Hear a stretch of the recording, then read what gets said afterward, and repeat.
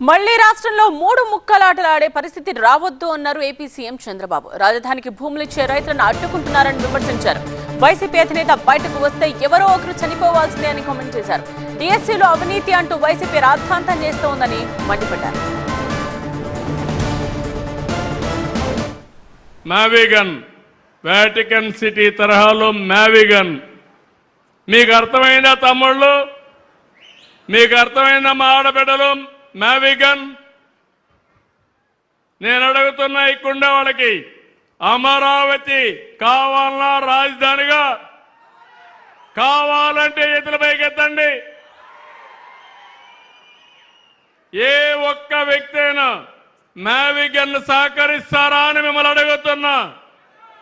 మళ్ళీ మూడు ముక్కలాట కావాలన్నా అని మిమ్మల్ని అడుగుతున్నా. పేపర్ లీక్ అయిన మాట్లాడే పరిస్థితికి వచ్చారు. ఇంతవరకు ఒక్కరు కూడా బయట వాళ్ళు చెప్పలేదు.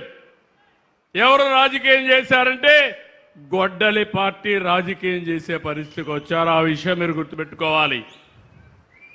దీనిపైన కోర్టుకు వెళ్ళారు. కోర్టు మళ్ళా చీవాట్లు పెట్టింది, కొట్టేసింది.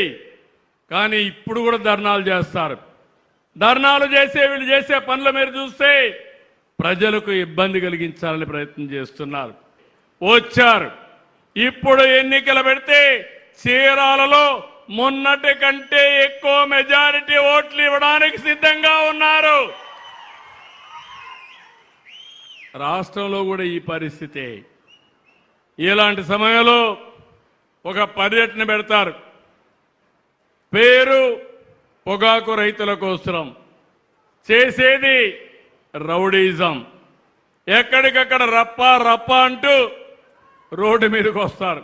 గొడ్డలి పార్టీ అధినేత బయటకు వస్తే అరాచకం, విధ్వంసమే. ఎవరో ఒకరు చనిపోవాలి. అది వాళ్ళ మనిషి వచ్చేవాడు కావచ్చు, రోడ్డు మీద ఉండేవాళ్ళు కావచ్చు.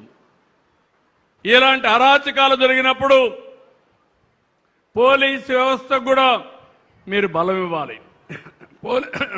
పోలీసులు ఆలోచిస్తూ ఉంటారు.